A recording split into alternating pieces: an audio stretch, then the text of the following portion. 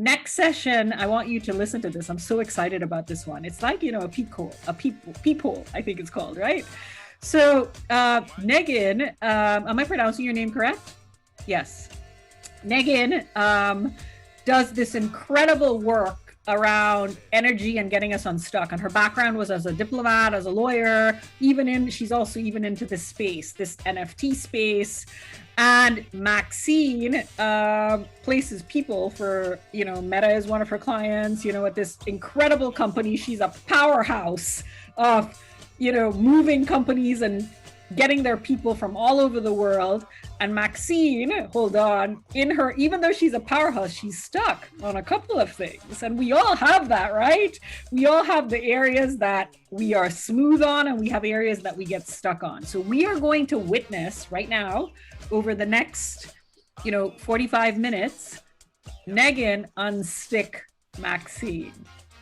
And I think all of us need to get unstuck in something in our life.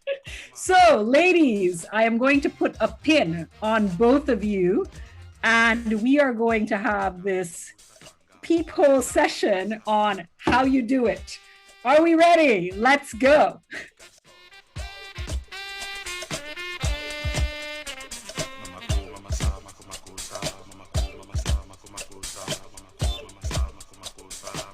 Negin, you're up. Very good. Perfect. Beautiful being in this room with everyone. Loving the energy and super excited to be doing this with Maxcene in real life. So as Salian said, this is going to be super interactive.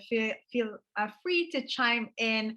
The more we ricochet energy back and forth, the better. And I think Nicola said the word before, it's all about energy, and Salian kind of bridged that so eloquently. So it's really about kind of creating a space to graciously exchange energy, and energy right now in this little discussion with Maxcene is really the most important value or currency that we'll be working with. And overall, like in this Zoom room, but zooming out from this as well, just focusing or kind of reframing energy as the most undervalued currency in the world right now, and how can we, through our intentions, but also through things like DAOs or any type of cryptocurrency, kind of honor energies more and transactions in that way more. So Maxcene is going to tell us a little bit about why she feels stuck, and then we'll kind of like pin, double click on that and put some pins in it. So hi everyone, and I'm absolutely honoured to be here with you all today. So here's the thing. If I just explain a bit about my personality, really high energy, majority of the time, most of the time, and get ideas pinging, quite a creative as well. And there's some things then that in terms of my industry, or whether it's personal ambitions, great at starting, lots of momentum, drive, and then before finishing, just stop and something else comes along, and then I move on to something else, massive momentum. And then the other thing that I was really passionate about for that period of time just gets left there. And whilst I still love it, I still want to finish it. I'll give you an example. Real example is my book. It's still not finished. So about 5 years ago, literally had this concept about mobilised transition and writing this book, and not upper educational as in, but really to my personality, and to get it out in the world, educate people, motivate, inspire people in that space. Have a publisher, have the distribution channel, have everything set up, lined up, even had interviews, written, I'd say 90% of the book, and there's this bit that stuck. So I said, yeah, I'm going to publish it 2021. 2021 has come and gone. 2022, it's still, I just need to get this book finished. I need to get it out in the world. I am absolutely stuck, and love the concept. I really want to do it. It's like this invisible wall is just there, and I can't get it over the line. That's one example, just one example. Thanks for being so vulnerable, Maxine. I think it's a super good example of the book, just because it's such a tangible thing, right? And you know, we've all kind of been there, either with like an article on Medium, or like a bigger project such as the book, to kind of try to put it out in the world. And a lot of times, you know, it's about being seen, that, you know, and we all want to be seen and celebrated, but it actually also brings a lot of responsibility, and like seeing your power out in the world can be kind of scary. So I feel like a lot of times that's where the inhibition starts. And you know, when you look at energy, we all have like energy centers in us. And sometimes, you know, people, you know, when I speak to Maxine and just hear her speak, you know, she's like overflowing with energy. And so, you know, it's like a cup overflowing with juice. And it's just, I want to hear her more. I want to hear her out. And I feel like, you know, being able to have a piece of her would be so amazing. So her book, I definitely want to read it. And so I just think it would be so good to kind of get over that, you know, hump. And a lot of times I feel like that's, you know, when you're so in flow, in a state of flow and writing, right? You've been writing for months, and you're almost there, you see the finish line. And then sometimes, you know, that ego like hits in, right? And ego is not always bad, right? I think we don't give it enough credit, but sometimes it's just, oh, what ifs and the shoulds come in, right? Like I always say something, I always say the word should, we should like all literally should, we should all cut it out of our, you know, vocabulary, because we start shoulding on ourselves. And when you start shoulding on yourself, you start doubting, right? And so you get kind of scared to see your own power and how powerful you can be out in the world, and how you with your power can actually empower others. And so again, I think that's what, you know, when you're an empathetic person, which everyone is to a certain degree, you also start thinking about these things, and like what will people say, what will people, you know, what will the feedback be, and, you know, will I hurt anyone, you know, am I, you know, quoting someone who I haven't asked? And so like being a responsible person a lot of times comes with that as well, that you're, you know, kind of like inhibiting yourself. So a lot of times it's about reframing that for yourself, right? Like the internal and the external, how can you mirror that? Does that make sense, Maxine? Yeah, it absolutely makes sense. And because I work with people every day, and there's a lot of psychology that comes into it as well, in terms of some of the decisions you make, the behavior and the knock-on effect of that. And I think I'm guilty sometimes. They say move out of your own way, and I feel that with the book example, that's probably what's actually happening. I just need to give it graciously, and what'll be will be. That's so just one example.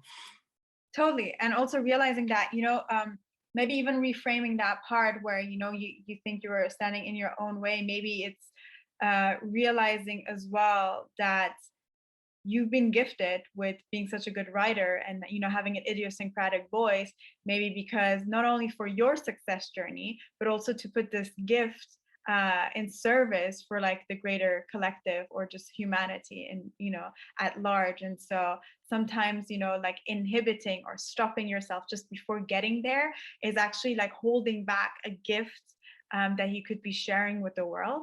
And so I feel like it's really helpful sometimes, you know, because I feel like this room has a lot of, you know, compassionate and empathetic souls and kind souls in here, who really who are thinking about, you know, the collective rather than just, you know, their own success journey.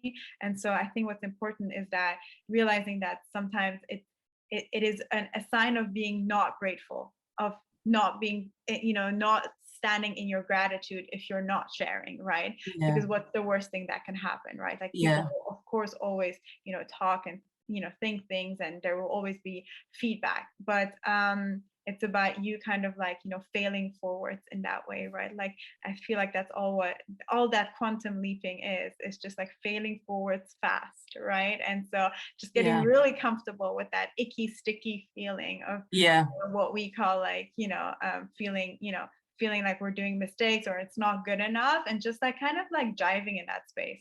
Yeah, that's quite interesting. And just a more recent example, actually, last week. So in Maps, there's this technology platform that are rolling out, and I've been in a relationship with this company for a number of months. and finally got around to actually scheduling the introduction, cascading and sharing it out on social media. It's happening, and talking about it. And it got to like an hour before the introduction, and I started to feel, oh my gosh, it's like the sensation was like a flight response. Like I wanted to actually, just cancel the meeting and then just like put it off till another week or another month. And I just acknowledged the feeling, and then just said, no, you're doing this, and we did it, and it was absolutely amazing. And I was just like, but I held on to that feeling because I wanted to kind of try, and I knew we were doing this session as well, so I just thought, you know what, I want to try and go with it, understand what is happening. And it was a physical sensation of wanting to run away. I really don't get that, because I'm the complete opposite. I run towards, not run away. So what? I don't know what happened there. That's so interesting. Wow. Does anyone want to share something around that? I feel like people are nodding. I don't know. Yes, go ahead. We have this community that are all in coaching and all in this space. Who would like to share something? Cecilia? I can't hear. Would anyone like to share anything in the group?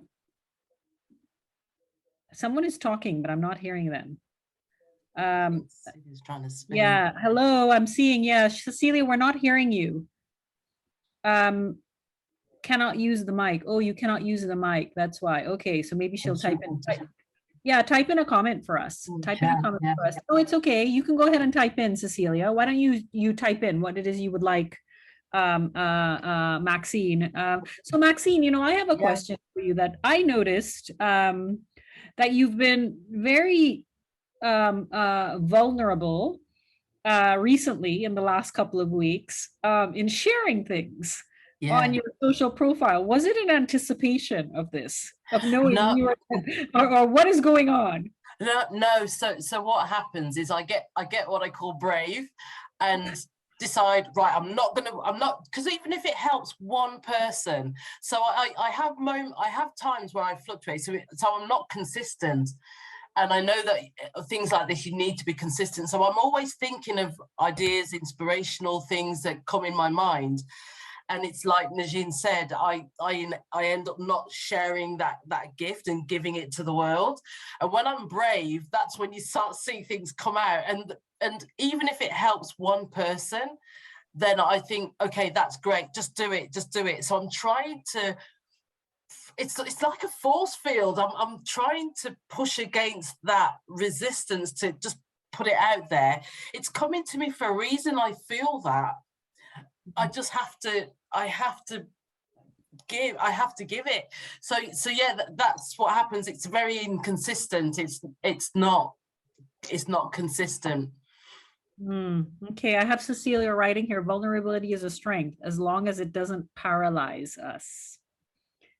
Right? What about anybody else here in the room? Has anybody else have had that feeling and would like to share vulnerability is a strength, it's an act of courage, of something they're stuck on?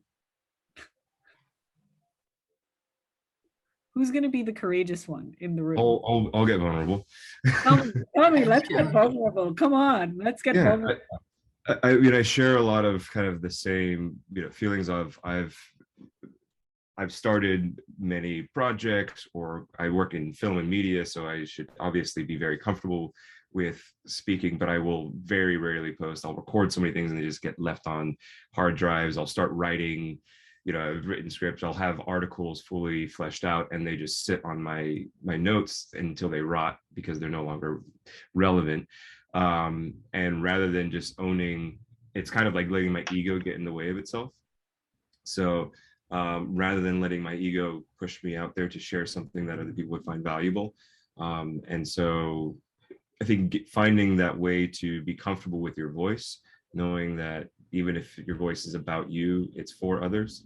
This is my own personal challenge is, it's not even if it's about me, it's not for me. And One thing that helped with like my Instagram account was just posting for mom, just taking that kind of mental approach. It's not posting for everyone else, just post for her, because she wants to see it. Yeah. And yeah, anyways. So Maxine, posting for your daughter. There you go. Writing the book. She's a massive inspiration, and massive driver of, and you know, she says, Mom, what you do every day encourages me to meet my goals. And I just well up when she that was Mother's Day, she wrote me this beautiful piece, and I was just like, I didn't even realize. Didn't even realize. Thank you. Okay, Lorraine has her. Sean. Yeah, thank you, Sean. Hold on. I think we need to have Sean and Maxine like make a list of all the things the whole world needs to see that they have not put out yet. Hold on. And share it with our mentor community in a DAO. Hold on, we can create a DAO and push it out there. Lorraine, and then we'll get back to you, Negin. So you can take back control of your session. Lorraine, why don't you share with us? Okay, hi everyone. So I will share, I'll get a little vulnerable. And there is something that Negin shared and Nicola wrote about just now, and it's about should. And that there's an idea behind should that got me really, that unstuck me. And it's should as a sense of entitlement. So what does that mean? So I should be this huge success because I have gotten this and I have done that. I should not fail because I'm experienced here.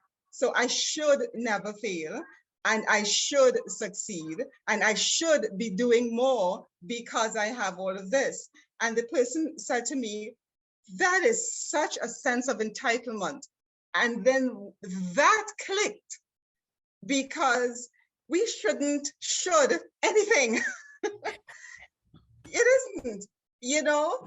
And when that clicked, I realized, hey, just let that go.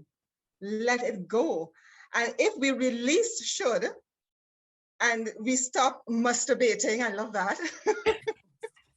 And we stop masturbating. Nicola. Read that. That's what Nicola said. He had it's called masturbation. I love that. So that if we stop masturbating, we can probably really explode, huh? Okay, I love that. I love that. All right, it's back to you.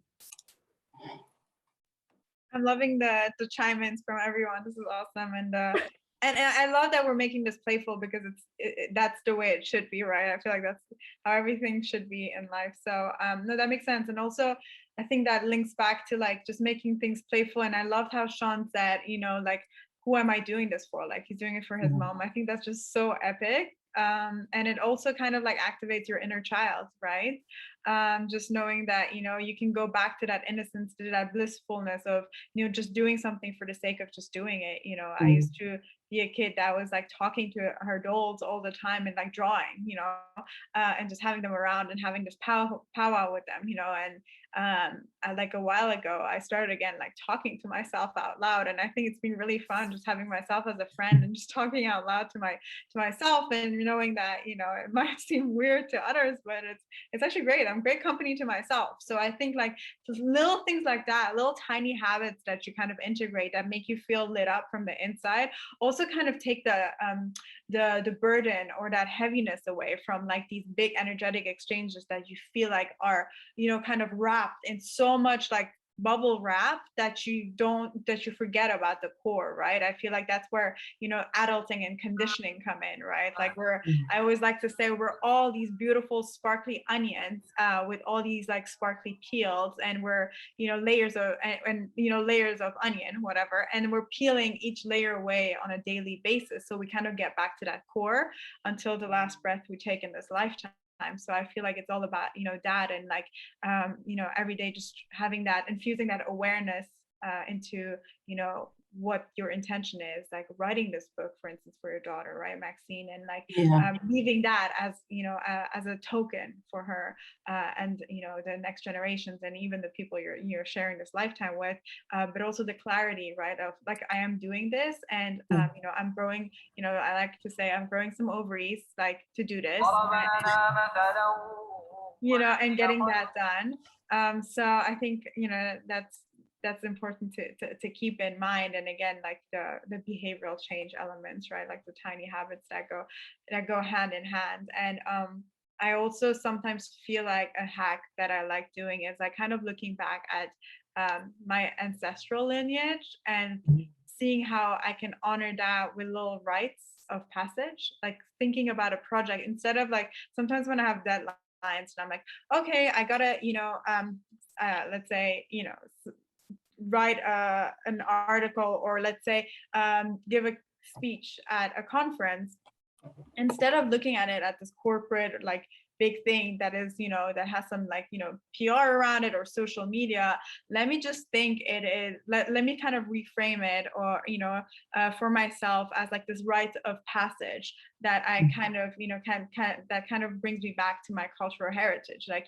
how my grandmother used to speak in front of all these women in these like women circles she had, right? Like, how can I kind of like reiterate it and like, infuse some other kind of intentionality into it? Like some tribes have like these rituals and rites of passage around fire, right? Like cleansing, let's say, right? Like that's what we do with sage and Palo Santo these days. Like, how can I kind of enhance whatever deadline I have, and kind of make this like, give it life, right? Like, I don't even like the word deadline, right? Like, it's, why is it deadline? No, it's, you're only giving it life then, right? Like, how can I just like enhance and reframe things for myself, and know that sometimes we're scared of like the end of something, right? Like, I feel like that's such a big fear that we hold with us, and so like kind of reiterating that and saying like, that's just the beginning of it, right? Like, so let me quickly get there so I can see what will happen when I just let go of it, right? Like, it's like letting go of a bunch of colorful balloons and then not knowing where they'll go, and also realizing that maybe a little kid will get one of these balloons and that's going to open up their imagination to so many other things. Does that make sense? It really does, and it's quite an interesting analogy, the play on deadlines. It's actually not a deadline because it then moves on doors to, so I can really relate to that, and just flipping the words around. So instead of end beginning, that would really help, to be honest, because then once that's done, I can then move on to my next 5 books that I've got in my head. Totally. Yes. Hold on. So I have titles of books written down that I actually want to get rid of, and it's like, okay, but you haven't even finished the first one yet. What's wrong with you? Do this. So yeah, absolutely right. So I do think one of us should apply to the dictionary and not call it a deadline and call it an alive line. Agreed. Right, in terms of bringing things alive, that's an alive line. What about energy roadmaps? Negin, what do you tell us about that? Yeah, sure. So it's interesting because I see Drea in this room, and we actually just met a week ago, so a week or 10 days ago. Hi, in Dubai. I'm in Barcelona right now for a conference, but it was just so beautiful, like seeing her smile, and we spoke about this, and so I kind of like, I feel really, I'm grateful to be able to share this with everyone. So I do something called, energy roadmaps, or like I like to call it energy management, depending on who I talk to, and basically it's a combination of quantum physics, genomics, brought together with ancient wisdom. I love ancient wisdom. I love, anything that has to do with occult and mysticism, but also as a lawyer, I love doing my due diligence and understanding why something, works a certain way. And I love systems and structures. So for me, I came across through, the last, years of being a recovering lawyer, as I like to say, and going through these different stages of life, of understanding the energy of everything, right? So energy roadmap, to put it in a practical way,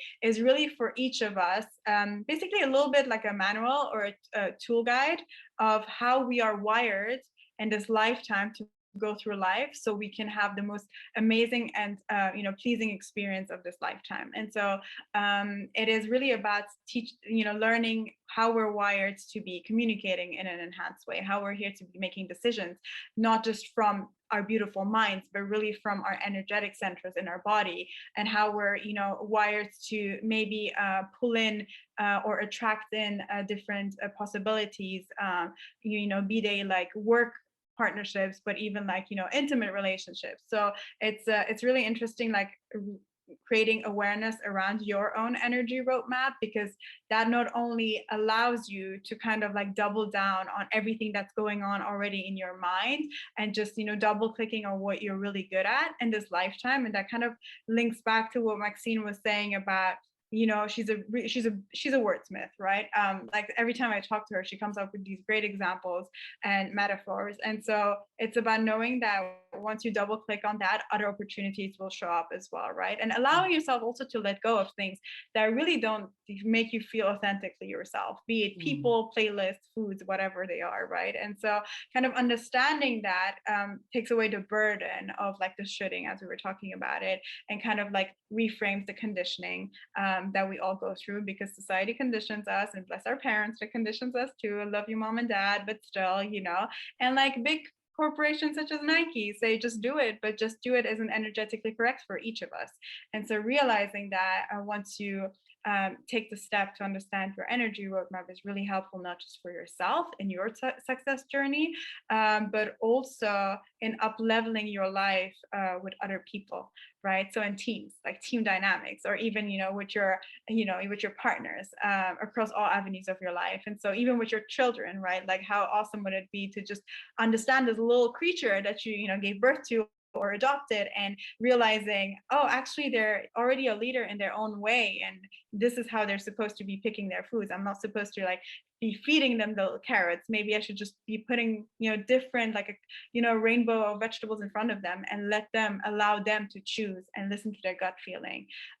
So that is a little bit in a nutshell what the energy roadmap is. Yeah, and that's really amazing. How do you think for Maxcene, how does your energy roadmap kind of get into, her being stuck in certain things? Like what is that correlation for her? Yeah. So usually when you're stuck, so there's like stuck, like physically, emotionally, like, on a, even like mentally, right? Like being stuck usually when it comes to like the energies is usually when your circuitry, imagine we all have like this, we're all wired, our circuitry is like in flow. When that has a little bit of a note happening, when you have like cables, your laptop cables and your phone cables, you put them in a bag and then you take them out and you're like, great, I need to detangle everything. That's what happens when we feel stuck, right? We need to we can't do what we want to be doing because something else is like stagnating us. And so when you have this node or there's knots even in your energy, in your circuitry, what that usually is when stress meets fear, and they kind of like start like entangling each other. And so it's about kind of like focusing on that, zooming in and realizing, that's sitting, for Maxcene, maybe that's sitting in her third eye chakra or in her mind, and maybe it's about her not feeling ready yet to be seen by the rest of the world, because she knows what scope that can get, and maybe that's gonna deviate totally from her doing the amazing magical work she's doing right now for a bigger purpose, right? Or if it's like something emotional, well, maybe she feels separated from the rest of the world right now because she can't be talking to anyone. Well, she can, of course, because she's sharing it with the world right now, but she can, let's say she wasn't sharing this, right? And she would just feel really lonely, and she would feel like so separate to the rest of the world, right? Like maybe that's in her emotional center, that's in her what she called the solar plexus, right? That's an energy center that kind of holds our emotions, and that's where our emotions live and are created. And maybe she's too empathetic, maybe she's holding on to other people's emotions and things has embodied them as her own. Like, how can we kind of rid that? Maybe we can integrate some rituals in her home. Maybe it's like in the morning when she's taking a shower, come up with a mantra about like, you know, the water allowing her to like just flow over her, and allow her to stay fluid, just like the water throughout her day. So there's so many little like tips and hacks that you can integrate to get unstuck. And of course, it's not like a one-day process, but it's again like the consistency of it.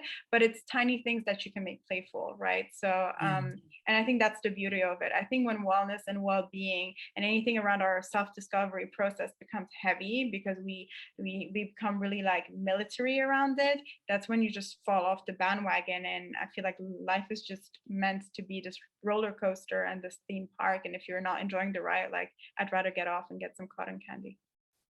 That adds some real clarity, actually. We have this thing about water being an energy and manifesting. But what I notice as well is when I don't have a routine, because I stop and start as well, and that's probably because I'm so close and I'm quite a passionate person. So I end up I feel like I get close to things, and then as a result, my own things end up always being left behind. And I've just from what you're explaining, I can relate to the emotional, definitely, and the other people in my life, I can definitely, and others as well. Would you say that you find yourselves, I think as a mother, you naturally have that, I will feed myself last. I will clothe myself last. I won't do my hair for a month, actually, and I will send my daughter to the hairdresser instead. You end up sacrificing your own because of the love you have of others. And I mean, can anyone relate to that? Yes, Lorraine is raising her hand. Lorraine is raising her hand. I love that. Can you share, Maxine, about the shower thing and your daughter? I will. So I was working one day, and my daughter Rayla, she's actually 17 on Monday, so I'll be celebrating. But she came down and she says, "Oh, Mom, I've read this most amazing thing about energy, and do you know that you can leave all your..." So she referred to it as a shower, water being energy, and you can manifest absolutely anything you want. So for her, she wanted to manifest good relationships and friendships and positivity. She's got a new boyfriend. So she said, when you stand outside of the shower, you have all these negative thoughts, all these negative things that you want to leave behind. And when you step into the shower, turn the shower on, you then start to manifest positivity, good relationships, great boyfriend, and actually he's really good looking, but manifest energy, manifest a great life, a great day, whatever you want it to be, whatever's personal to you. And then she says, and then you get out the shower, and then that's it, Mom, you're just in your new skin. So if you, I don't like Miss Sally Ann about being a badass, and it's like, Sally Ann, right, get in that shower. Badass. Manifestation and taking the energy from the water and the flow. And I shared it. I think I shared it with you that same day. Yeah. Absolutely amazing. I've never forgotten it. Yeah, I love that. Would you like to go, and I think you had the question, Maxine, and we can have you guys do a quick breakout of maybe like 5 to 6 minutes in the room. Things any of you are stuck on. So this is where the stuck lists and the things you want to get unstuck on. We'll set up 2 breakout rooms, and let's make that list of 3 to 5 things that we're stuck on and share it in the group. Can we have 2 breakout rooms? One with Maxine in it, one with Negin in it. Can we get that, Aisha? 5 minutes. Yes, just 2 minutes doing it. Perfect. So we'll get you guys. So think of the things that you want to share. And sometimes just saying it out loud, I have found gives, real life to go. I'm really stuck. And you know what I have to say to you, Negin, that was super powerful for me is when you're stuck on things and you look at it in the context of your legacy of your ancestors. Because some of us are activated by serving others, and we are more activated by serving history and serving, and I had that question actually asked to me today. So I have a sales coach, as a scaling startup. And, he asked me a simple question today. He goes, what is the driver for you and your revenues? You know, he was because he said to me immediately, he goes, I realize you're not a person where your North Star is the dollar. So what is your driver when it comes to revenues? And I actually, you know, said to him, you know, I gave him a scorecard. I say, I do it for women in the region, that being the first, I want to be a unicorn. I do it for, and I gave him this list, impact, I do it for whatever. And he just looked at me and he sat and he goes, it's really important that you know who you're serving by what's driving you in what you're doing. So I love that, Negin. Okay, let's go. 5-6 minutes, breakout rooms, stuck on. So who's going to share with us some of the places that we're stuck and unstuck? Who's going to do the share? Or maybe I should ask, who is committed to getting unstuck? Who is committed to getting unstuck? Why don't we, yeah, we have some commitments to getting unstuck. And who would like to share out loud? Because sometimes sharing out loud, who would like to share out loud where they're stuck? One that stood out for you. Who would like to share out loud? Aisha had a good one. Aisha, let's go. Let's go. Where are you stuck, my love? Okay, so as I told Maxine, that I was just transitioning from my university to get into a job. So it's like difficult for me to manage it, but I'm trying my best to keep up with the consistency and manage my tasks at time. Okay, all right. And that's, you know, as I said, saying it out loud brings life to it. And who else wants to share their stuck? Anybody else is going to be a brave? Yes, Yashika, let's go. Hi, everyone. So I am a crypto and NFT educator from India.